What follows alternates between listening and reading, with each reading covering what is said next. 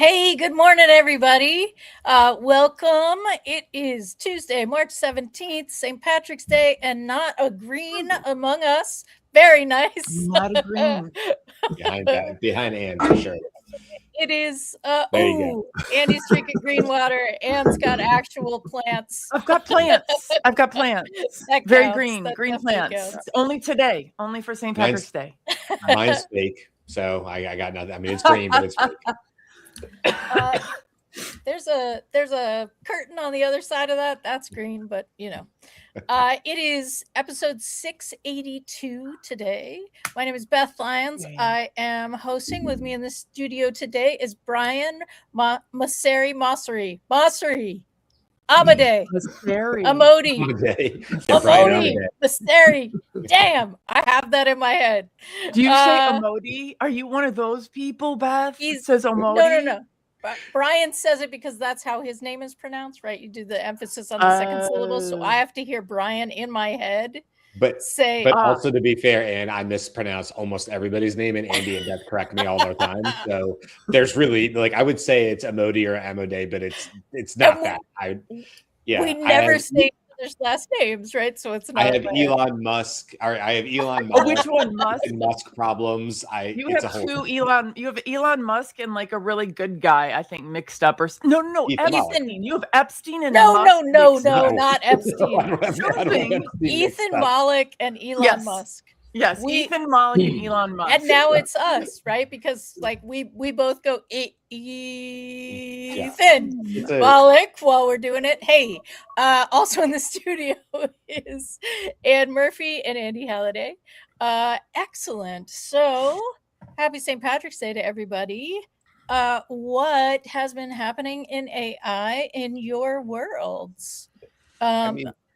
The other thing I was going to bring up really quick, because I know there's other stuff about Jensen Huang, and there's been some cool NVIDIA stuff that kind of jumps off what Andy had yesterday. We should definitely talk about that too. But I'll tell you, one of the things that just keeps coming back to mind, I'm going to actually bring it up on screen really quick, is Perplexity's computer. Now, computer, not personal computer, which Andy, I know you've signed up to get early access to. I don't believe that's happened just yet. But this is just computer on inside Perplexity, and I mean I'm kind of in it right now, and I keep getting emails because I'm an annual subscriber user of Perplexity, which I'm happy to be, but it keeps saying like, hey Brian, don't you want to go back in there and build something with computer? And I go, yep, that's right, I do. I want to go build something with computer. The thing is, it's been a week now, and I can't come up with like one thing that I think would be valuable to me that I would want to do in computer. And then this is the news part of it that I want to do, is like, it's not news like in the last 24 hours, but what I have up on screen are the suggestions by Perplexity on what I might be able to do with computer. And I really have to tell you, I'm just super underwhelmed. I don't know who needs to build an S&P 500 chart, or for that matter, an NVIDIA stock timeline or a Tesla stock timeline. Those are all things I could instantly find online. I can find 1,000 different rent to buy calculators. Now, if it's my specific situation, or sorry, Andy, I wasn't sure if you were speaking or not. You're on mute. I wasn't saying anything. Okay. But I don't know. I mean, index, I mean, maybe some presidential election stuff. I could see some things that maybe my daughter would do in terms of research papers like this one over here. One of these is like a research paper. I forget which one. Somebody is, one of their examples is, hey, let's build Windows 3.1. Look, I don't have more to add to this. I just maybe I'm missing it, but I can't figure out if that's what you're giving me, Perplexity, in this era, with what we know is possible with the Claude codes of the world. I feel like, wow, you should have come with something better. But then again, maybe I'm not this typical Perplexity user. I just don't know who needs to rebuild stock tickers for something that's easily usable and findable on the web. Like, why? Yep. So I don't know. Am I missing something? Anne, am I missing something here? So this has been an ongoing experience for me when I go in and I'm like, cool, they're going to show me use cases so I can just fast forward to the stuff that's going to have an impact. And I look in there and I'm like, am I doing this wrong? Because those things all seem really easy. Like they already exist out in the world. And now we're trying to, I hate to use a metaphor like this, but like we're bringing a gun to a knife fight, people. Why are we doing this? And I find I've had that in Manus, in GenSpark, in computer, and the weakness of their use cases they gave me prevented me from buying or subscribing to computer, because I was like not inspired. I need something to aspire to, because I'm getting all my needs met elsewhere. But I do love Perplexity, so I was very tempted. I'll say that just out of faith, because I love it. Love it. Okay, so I have a more positive experience of using computer, Perplexity Cool. computer. So, one of the things that I've worked on historically over the past several years is this idea of generating a whole collection of series memories, if you will, or documents that capture certain progressions that go through your life. And one of them that occurred to me, because I came across some pictures on an old hard drive of one of the early skis that I skied on. And I was kind of amazed at what a rickety old pair they looked like, but these were professional skis at the time. And so I said, I want to get a photograph of each of the skis that I can recall having. And there's a lot of them over the course of my lifetime. And there's a progression in the technology that I want to capture. And so I asked computer to do that for me. And so it entered into a dialogue with me, said, okay, we'll find the photos if we can. I'll look for those for you. And then we'll, as we get each in the succession of skis, I'll store that photo for you on your drive, and then we'll move on to the next one. And so I got drawn in last night to this interactive process with Perplexity computer. And I've gotten all the way up to, 1980 roughly. Okay. And it was really, really satisfying. I had a collaborative agent that was doing all the background work to collect those images and present them, and doing deep research. It didn't just get the images. That wasn't the limit of it. Without my asking it to, it gave me a full history of that particular model and what its import was, who won, events on that particular ski, and so on. I was very happy with what computer was doing with me.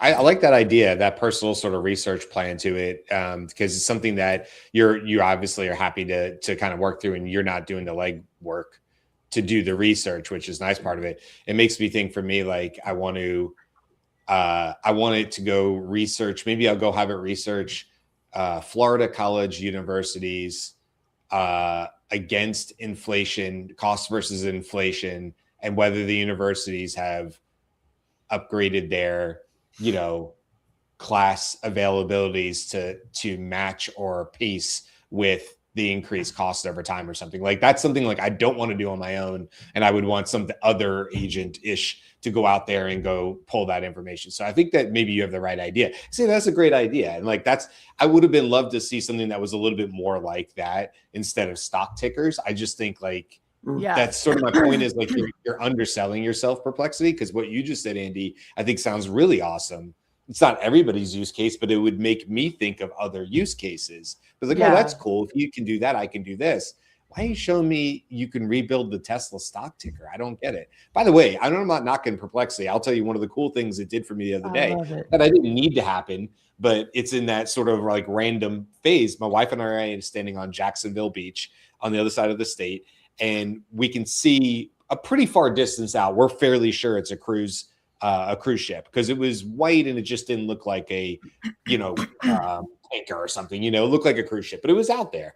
And so I go to Perplexity while I'm standing on the beach, and I'm like, what cruise ship am I looking at if I'm standing on Jacksonville Beach? And with no problem, it was able to sort of triangulate all the data to tell me it's got to be the Norwegian Dream. It was a Norwegian something, and it's like, it's got to be, because that's the only ship based on port departure from that area today that would be in that position if you're looking due east from Jacksonville Beach. And I was like, that's pretty cool. It's like, is it white with a blue top? And Amanda's like, I think it does have a blue smokestack on it. It's like, it's the Norwegian dream. It's going to San Jose or something like that. Like, it was like, I was like, I mean, did I need to know that? No. Was it pretty cool that it did it in like 3 seconds? Yeah, that was pretty cool. So I have two follow-ons to that. One is that one of my favorite things to do is that exact use case, but when I'm out hiking, and it does make any sense to me. How could it possibly know where I am? But there'll be I'll leave something in there. But anyway, the other piece is about the kind of layering on of different data points from here and here and here, and some of them messy, like Andy's skis. That is the use case that I use AI for most often. Probably 2 or 3 hours a day is me pulling data points together from a million different places. And so far, like I can give minute differences between, this experience, that experience, this tool, that tool, that tool. But they're still like all so freaking good that even though I'm at the peak, the top like 0.05 of my excellence in my work in my field, I still don't see that much of a difference, you all. Yeah. It's all great. Yeah. So absolutely. I want to share that.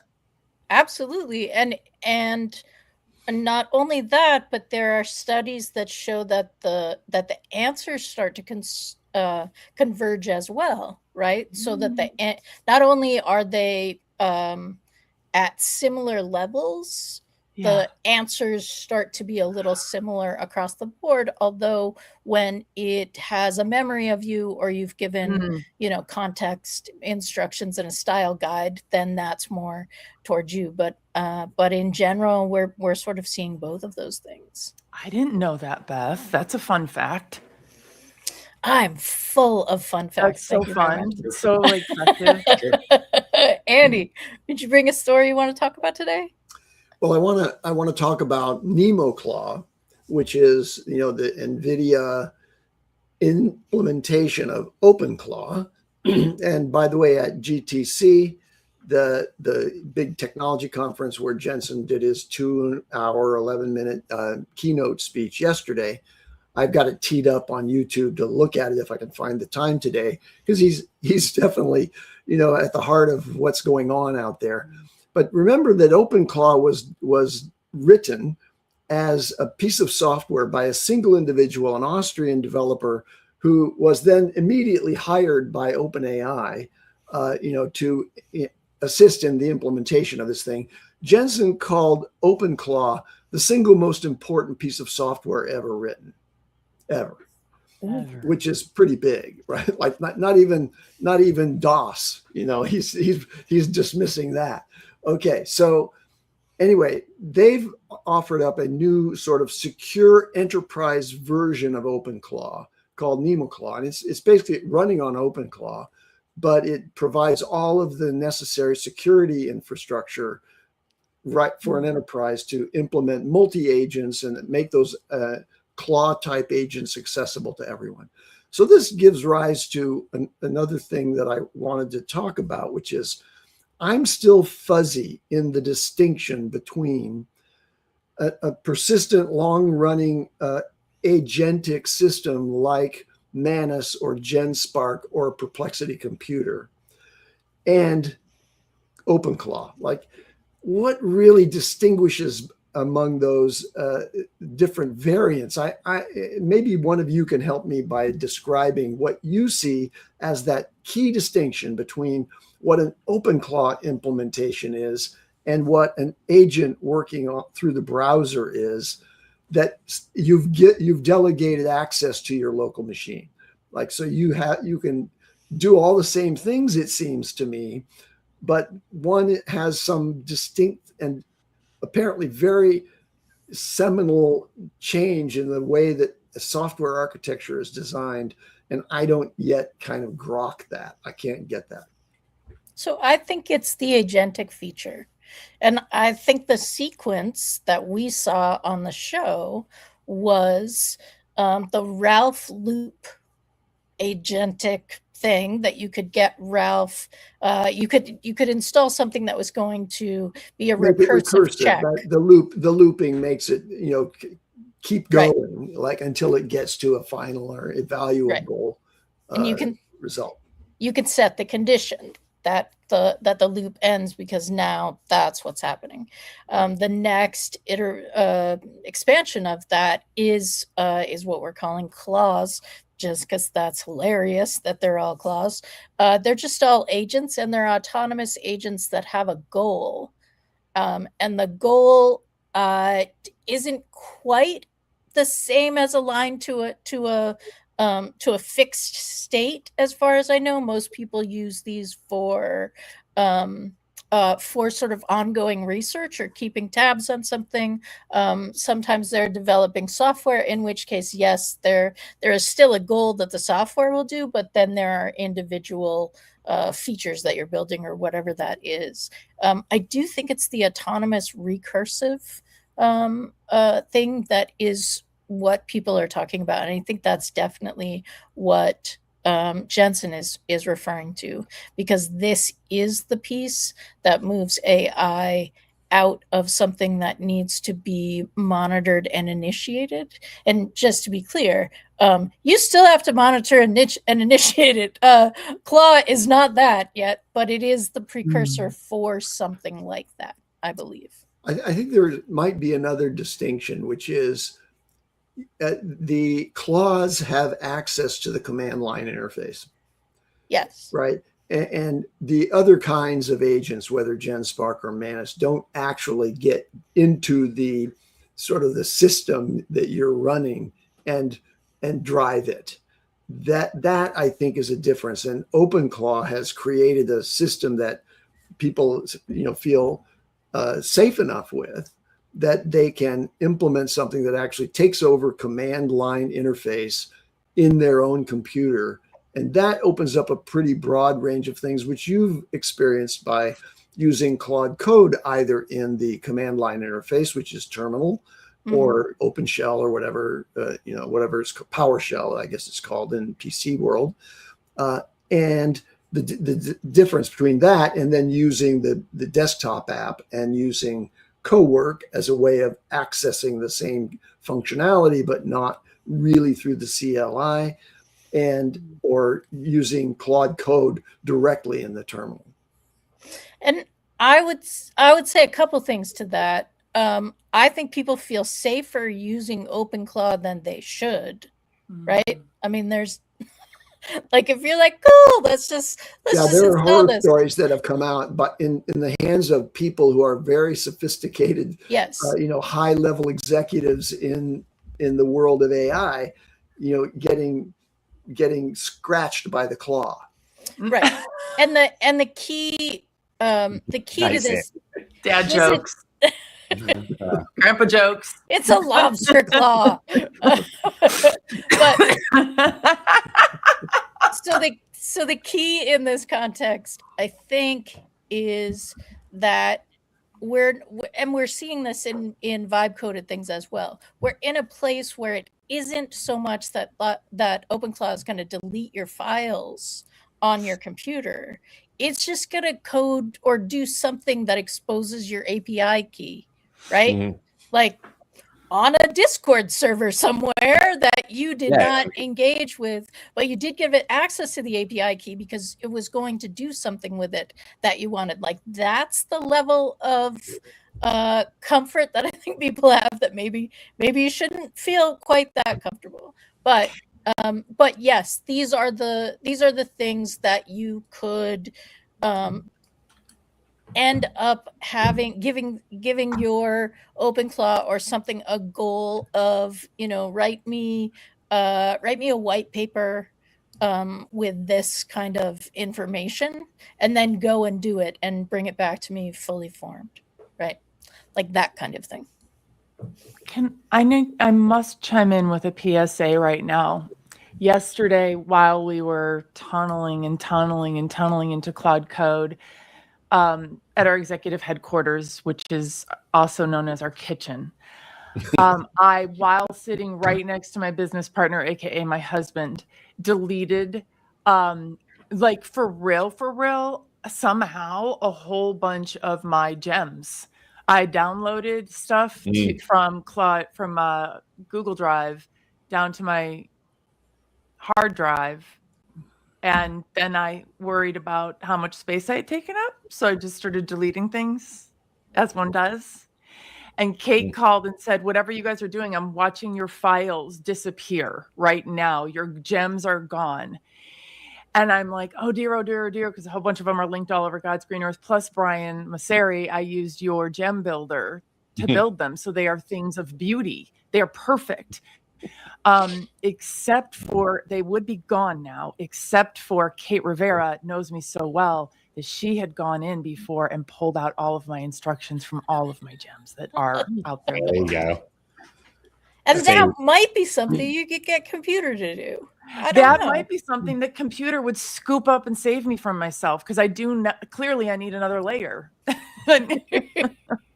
So don't be cavalier, period, is the point. Let's be clear that personal computer is what's coming that we haven't seen yet, that actually has access to the command line interface and can do all that stuff. So, and that's what you're on the list computer, you've got to kind of stay outside of your own machine to some degree, but you can also connect it to like Google Drive and all that sort of thing. So I built a script to download our StreamYard files, because if we have more than 50 gigabytes of StreamYard files, we are not broadcasting or recording, apparently, or maybe we're broadcasting but not recording. So I'm trying to do that, but I have the beta tester in me that is like, if it can hit the download, it can hit delete, Beth. Right? Like, there's something in me that is not quite willing to do it. I may still do it and watch it, but am I really saving time if I'm now watching the computer download the file as opposed to delete the file? I mean, anybody that watches this inside of StreamYard from our end knows that comments and end stream are perilously close. Like, I can't tell you how many times I've almost, and that was StreamYard's fix, because it used to be at the bottom of the screen where it was next to leave studio, and you could leave studio or end the end stream, and they fixed that. But now it's literally in the upper right corner. It's a very big button, and it's, right next to comments. So if we happen to be flipping around, I know I've almost done it several times, and so the fact that it's the same. It's the same color button as end stream and leave are the same color button. So if you're just leaving a stream because you got to go somewhere, it's like, don't click it. Don't click that top. Which makes me click it. Hey, Karl, good to see you. Hi, Karl. I have one other distinction I want to make, which is, please do. We talked about this yesterday, which is in the wake of Stanford announcing their Open Jarvis framework for doing OpenClaw-like things, but like with an open standard, and as is OpenClaw, it's open.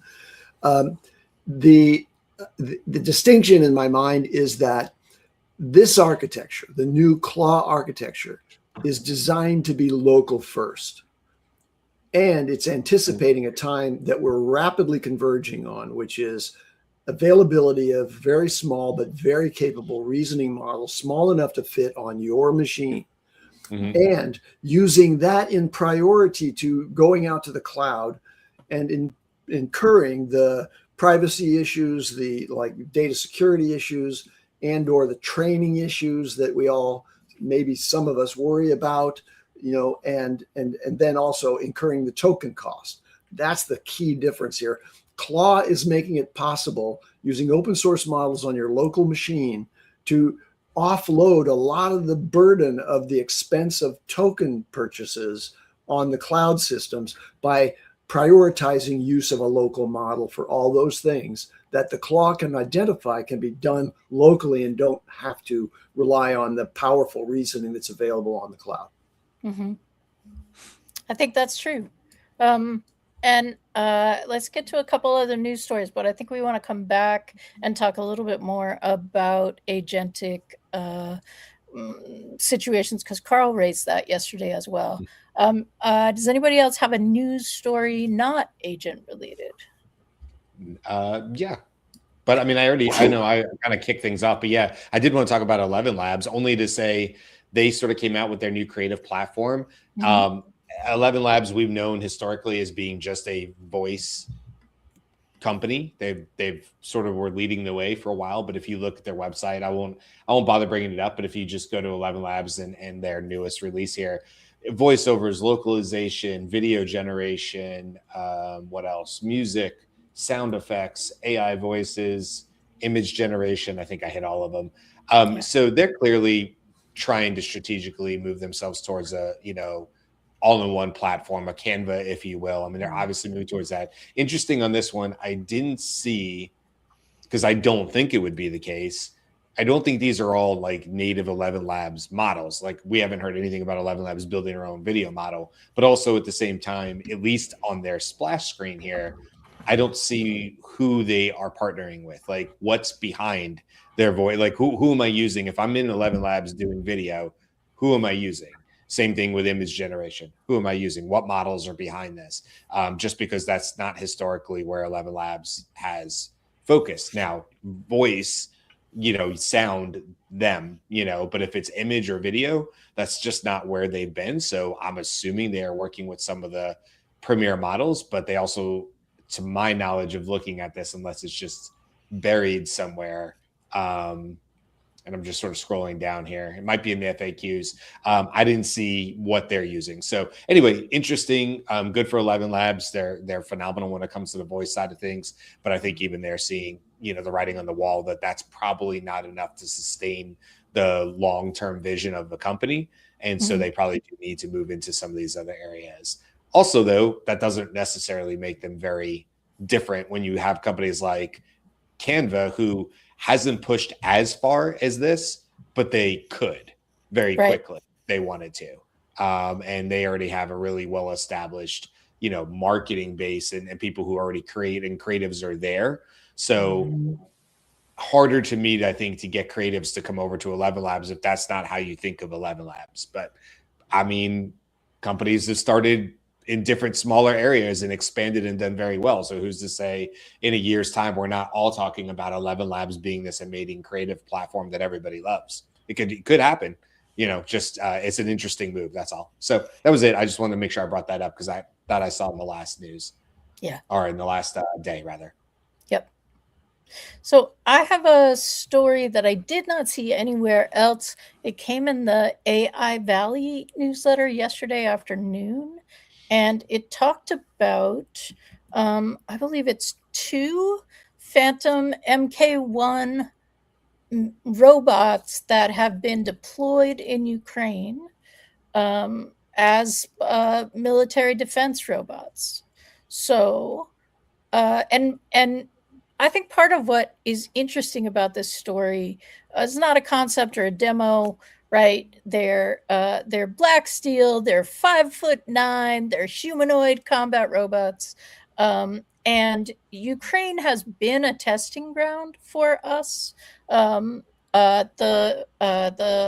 drone warfare got tested and much elevated by what was happening in Ukraine. But the other thing that I think is interesting about this is that they're not a main military contractor, I think.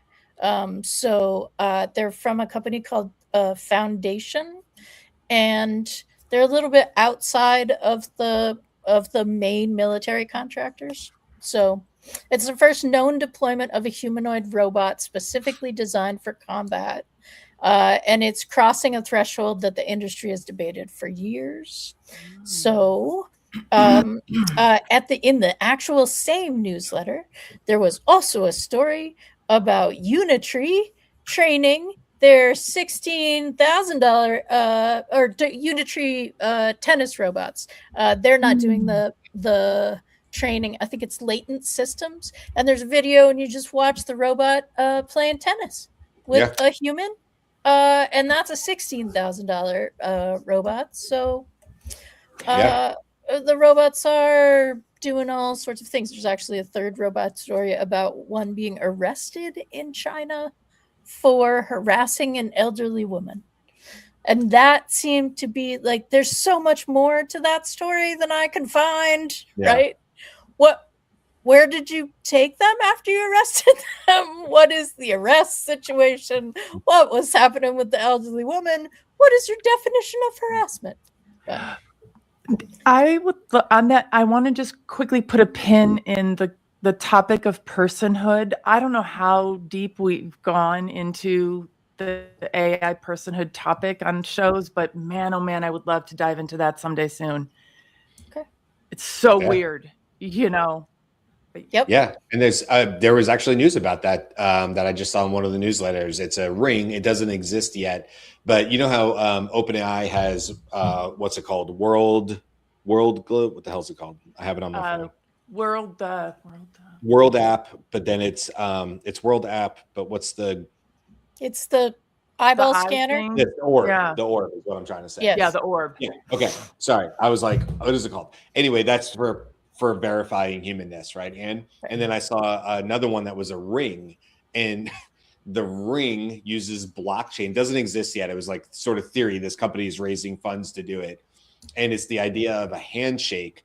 And if I remember this right, for the humanness thing, the ring gets some sort of unique identifier to you that has to do with veins in your hand, plus it's some sort of unique blockchain code.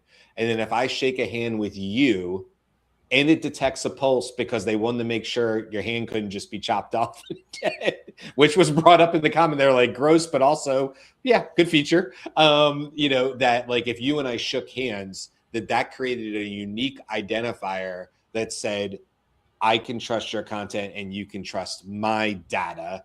And that allows a bi-directional flow of sharing of data or something like that, and it's supposed to be like through this handshake.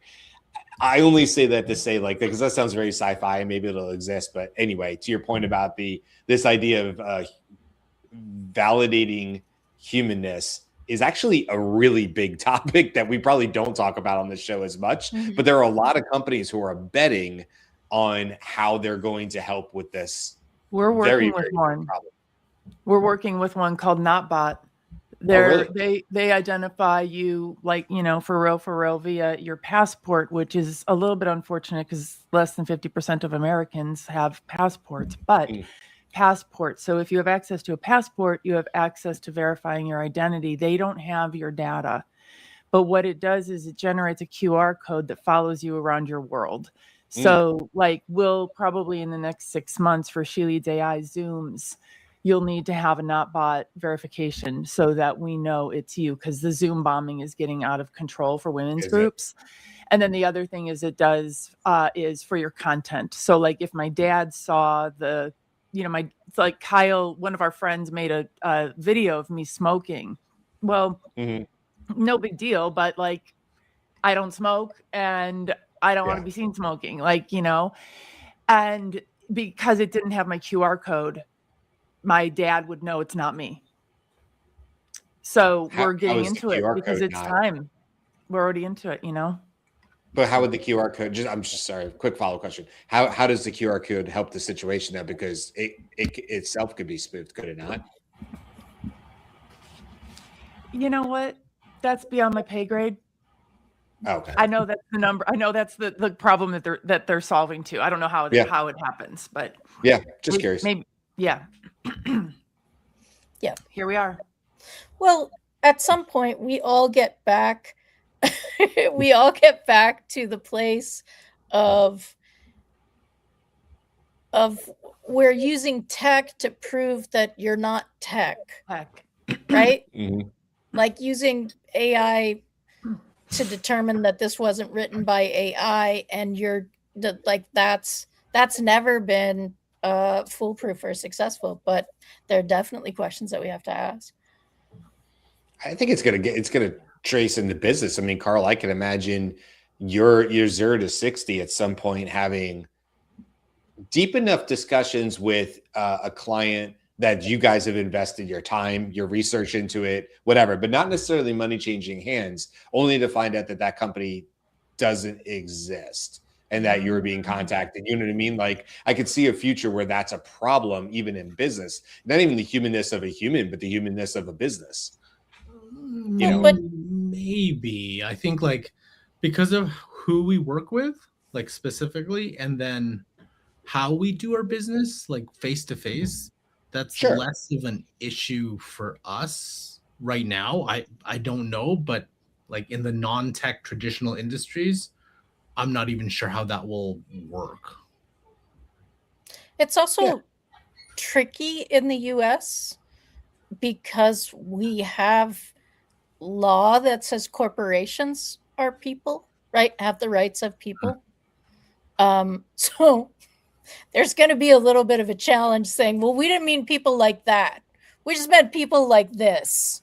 We didn't think they were really people, but that sort of thing. And we know that Rent a Human, I don't even think that's really the name of it, but there was a thing with OpenClaw that business spun up. So if you need a human to complete your task, you can go to Rent a Human, whatever, and you can hire somebody to go and be the face or monkey fingers.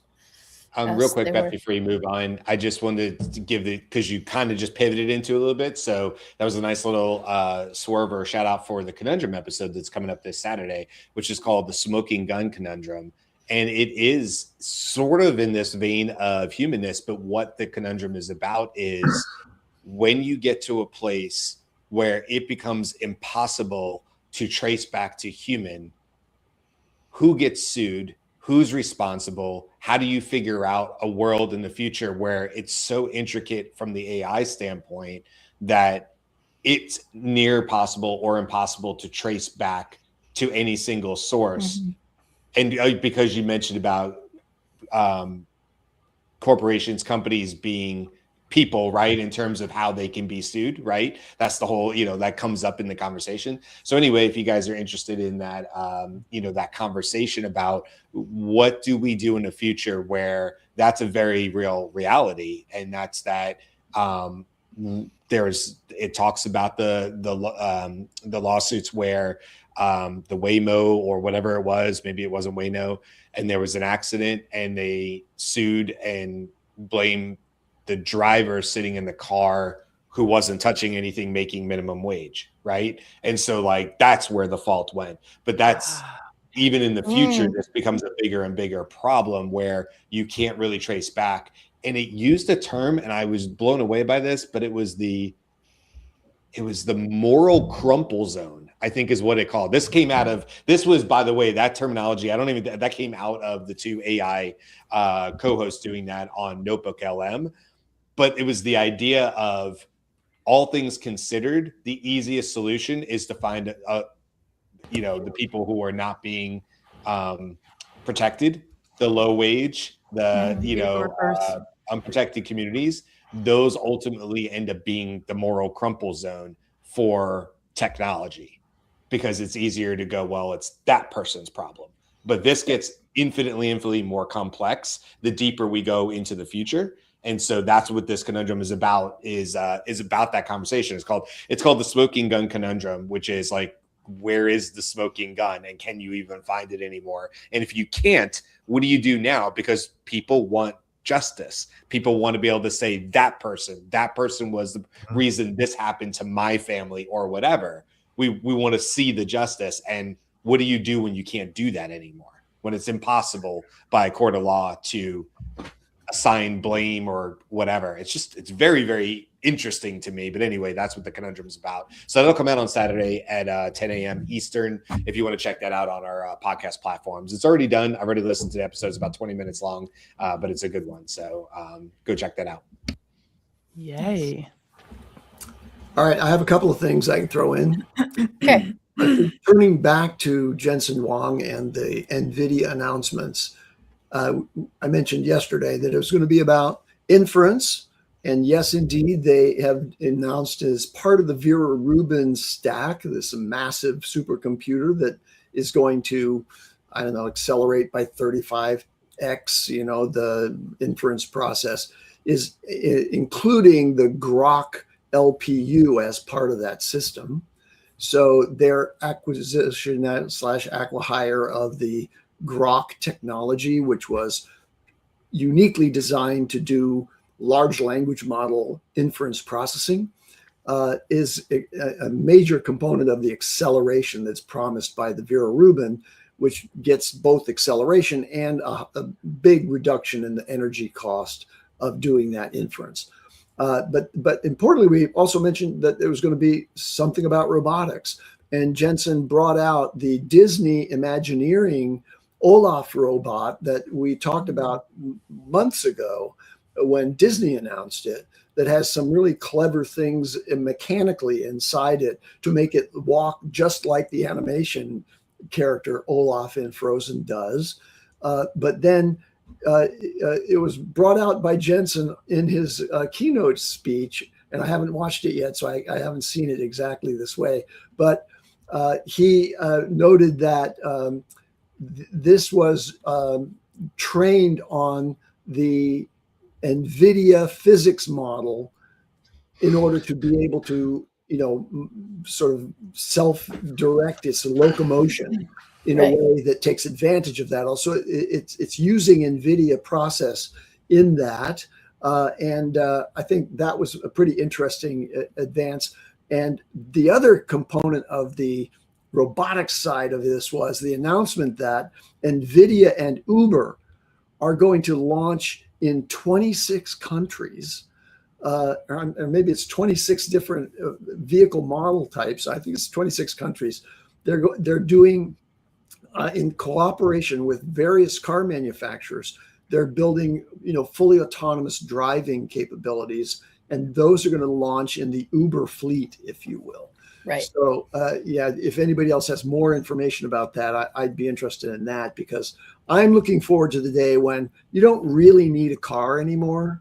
You don't need to own your own vehicle, although I'll probably want to keep one just to remember what it's like to drive, because there will be fully autonomous vehicles that can be dispatched from a number of service providers, including a major one like Uber, that will come to your home, pick you up, and drive away without a driver. Yeah, I was talking to, I don't know, I forgot who I was talking about this. I was just saying that, like, you know, by the time my daughter is ready to drive, we could be in a place that, like, you don't really, like, could be half, maybe a quarter of the vehicles on road are driverless, to the point where, like, maybe her daughter or her son could say, yeah, you guys are all savages when you're driving. What the heck was that? What was that all about? Right? Because and the thing is, it only works, like, true, I think, like, from an accident perspective, if all the cars are driverless. I think that makes sense. I think where the errors would come from are people, like the judging, the distances, how they drive, and so on. But if impaired driving, like, sure, the AI is never going to be impaired. No. Yeah. And, like, even, like, you know, in terrible weather, right? Like, what? But you also, to me, this is a point of judgment, right? Because I don't think at this point, if you're driving in, let's say, in Calgary, sure, this is the good road to take, but anyone in Calgary knows this route is not good, because there's certain things that happen with the ice on certain occasions. Yes, you could probably put that into but it, like, all these edge cases that people know, that's very, very difficult to account for. And just, you've been driving on this over and over and over and over and over again. We know where this thing is, and it's different for each car, each place. And we're not talking about weather. It's like, oh, on certain times, you do not take the street because of this, and whatever reason. You would rather take this because it seems slower, but it's actually better. And I know a lot of people are like, well, eventually you'll learn that. It's like, yeah, I don't know how you'll download all that. You'll need to be driving that. And even today, the Waymos and the robo taxis are coming. They won't necessarily. All those are being tested in like very okay weather places. I'm like, Right. you test it out in Edmonton, you test it out in Yellowknife, you test it out in like places where like, okay, the challenges of real weather challenges. I don't know how you'll be able to.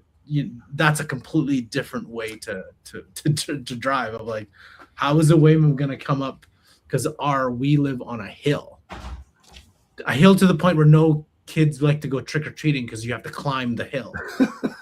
I've been there. I've seen that. I've walked down that. Yes, Andy, you know exactly, right? And then not only that, you have to climb to our house to get to it, right? So we're always like any porch pirates. I'm like, yeah, you have to climb all the way up. So you can do that? No, it's not gonna happen. Just try it in the ice. Well, I personally believe that will be solved over time just through experience by the vehicles. If they find that they can't make it through, a certain icy patch at a certain time, that they'll start to avoid that as the simplest response. But then, over time, they might learn that, if you do X, Y, and Z, you can still make passage. Anyway, the future of autonomous vehicles is pretty bright, especially in the world of global warming, when Calgary is going to be kind of like a beach town, I think, eventually. So we have to worry about that. Don't you need ocean to have or some sort of water? That means BC doesn't exist. I mean, that's right. The West Coast. So we're the West Coast. yeah. The rest of the West Coast is going to fall off, and Calgary is going to be on the beach. So anyway, Jensen Huang said, autonomous vehicles are the first multi-trillion-dollar robotics industry. And I think that's right. I mean, the likelihood that people are going to afford humanoid robots in their homes and overwhelm the scale of investment that'll happen through autonomous vehicles that replace substantially the internal combustion engine fleets that exist today.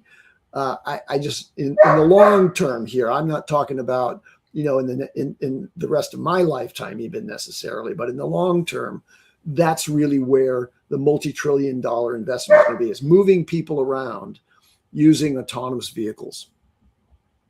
I personally want an autonomous eVTOL vehicle, right? So instead of having to go along the roads, which is the most energy efficient way, I want to be able to fly up in the sky and do it that way. Nice. So, but there is one thing about the autonomous vehicle issue, is that it's the only place that I see where you're really deploying robotic technology in a way that's a big interface with human with no protection. Like, you're not in control of what the human does to the technology, right? The robot taxi goes somewhere and sometimes it doesn't come back, right? Like there's that kind of thing. The only other thing that I can see that's kind of like that is like the drone delivery, or the we've seen them videos of them in LA, like a little rolling delivery kind of thing with a flag. But at least in that context, you've asked for something. It's a little bit more delivery like. It doesn't seem like it's I guess it is taking people's jobs, but it's a different kind of thing. And I don't know how often those get destroyed either. I find it interesting because I think it'll be a little bit more of a bumpy adoption.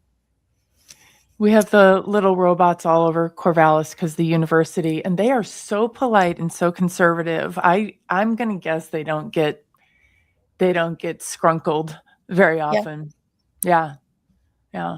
But they're only carrying sandwiches. So like if anything happens, it's really not a big deal. Whereas with Waymo, the stakes are obviously life and death. So I don't know. Let's test it on a lot more sandwiches.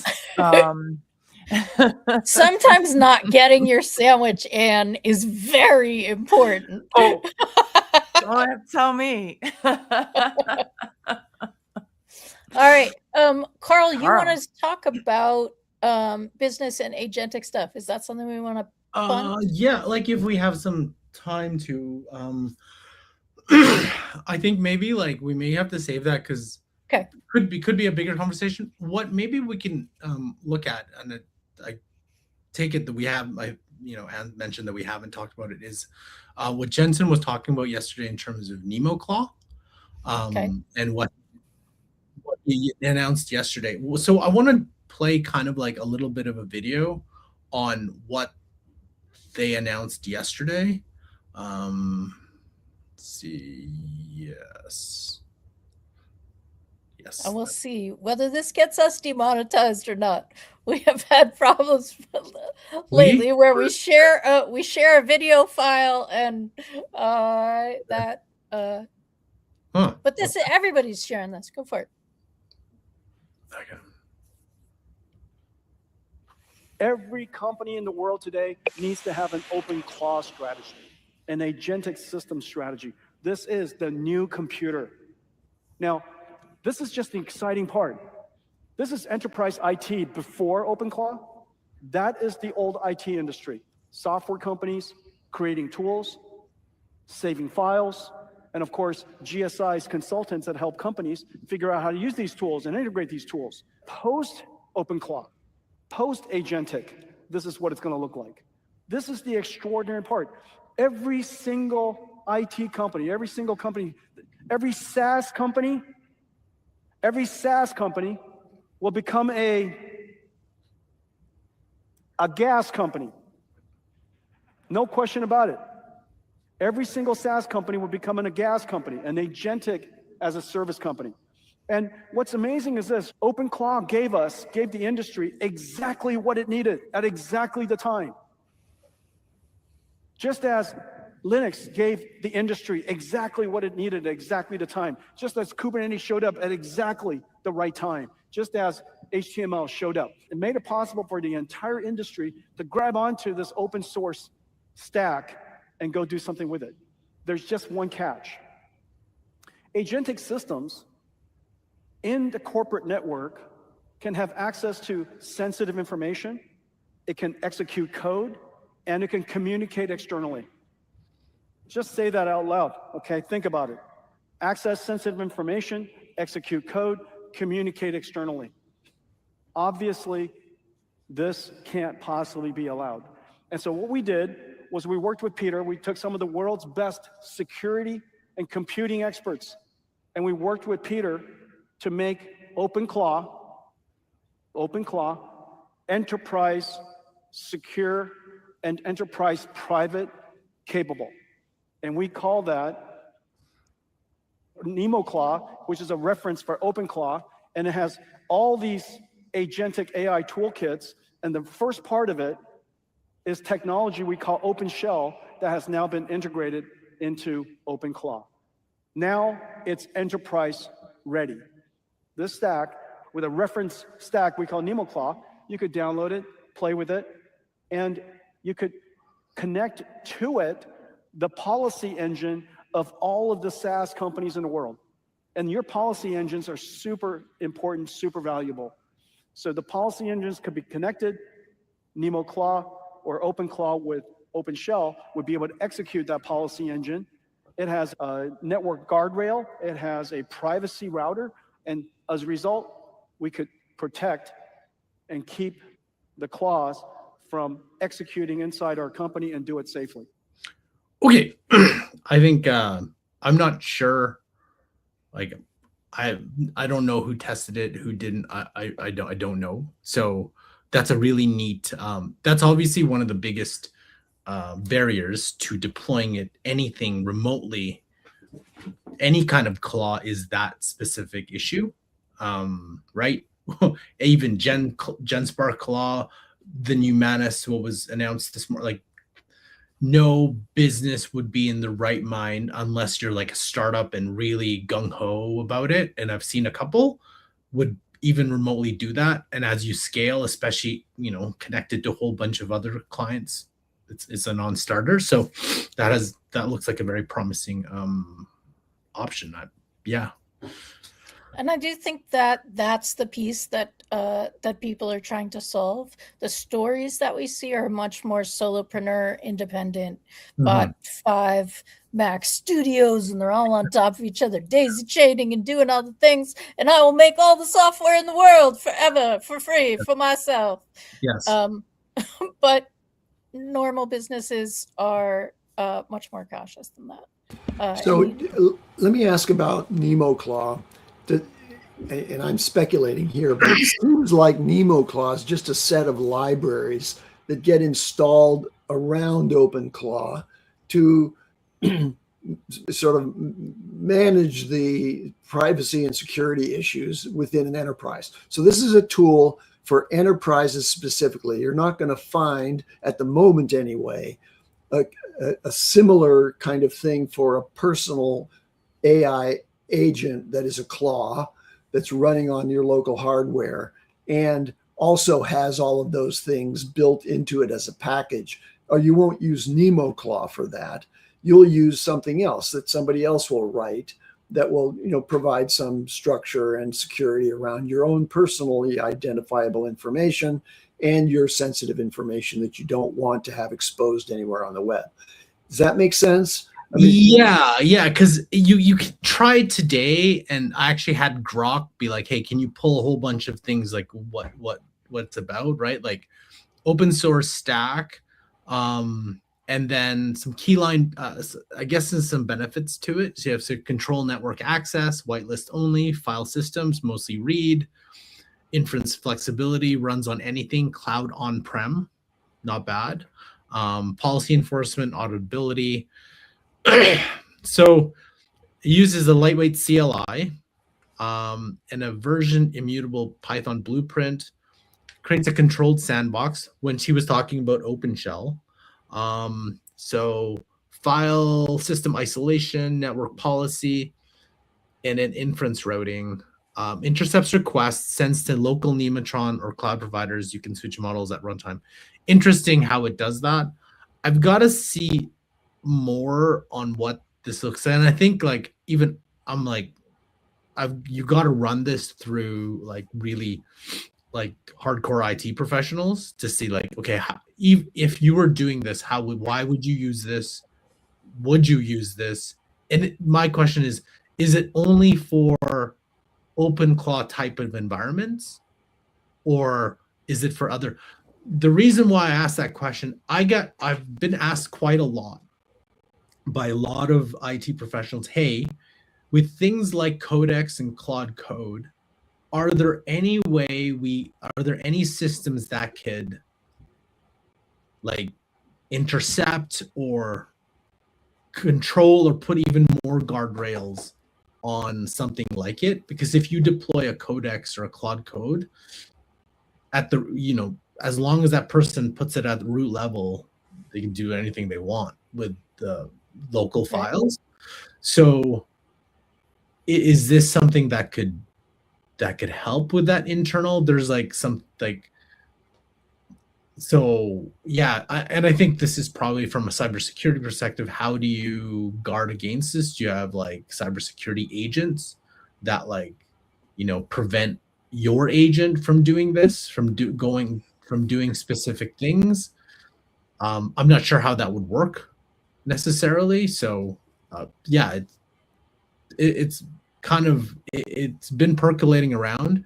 I think it'll be more and more as more companies are thinking of deploying this company wide, and really understanding what it can do, right? Because even, I don't know about you, but like when I'm looking at like Andy, when you have computer, Plexi computer on, or even I'm testing out Paperclip, right?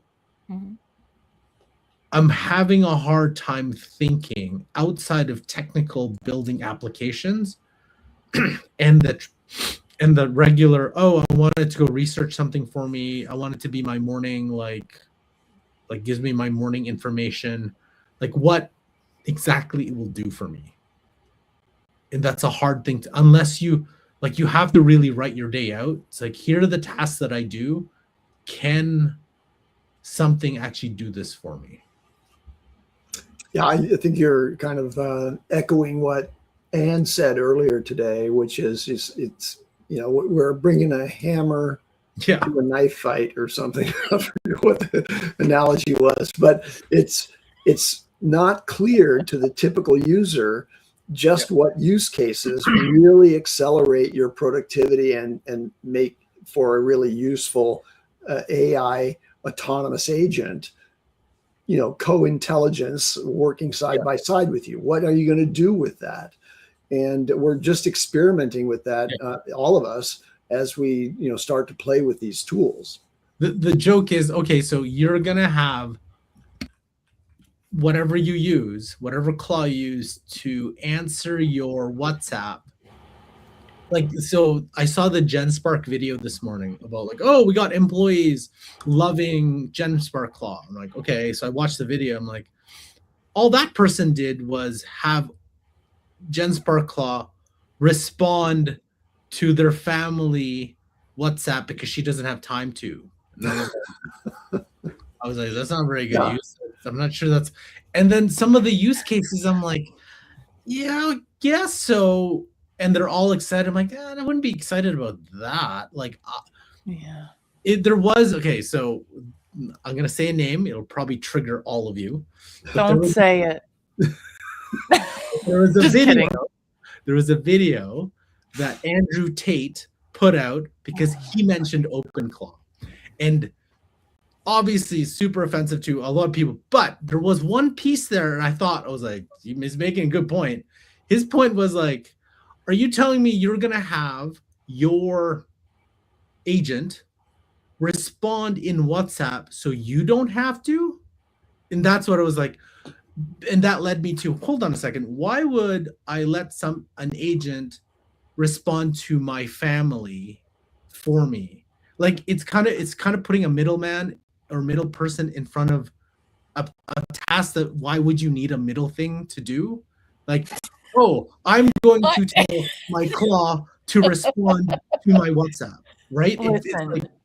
Listen, I have an actual use case, not with my family. Actually, let me say a friend of mine had a use case where by putting a middle agent in between them and the person they were really struggling with, were able to maintain the relationship enough to function toward the shared goal by having a mediator. This reminds me very much of when I got a divorce in Oregon, where it's very, very hippy dippy and you have to have the middle person in the beginning.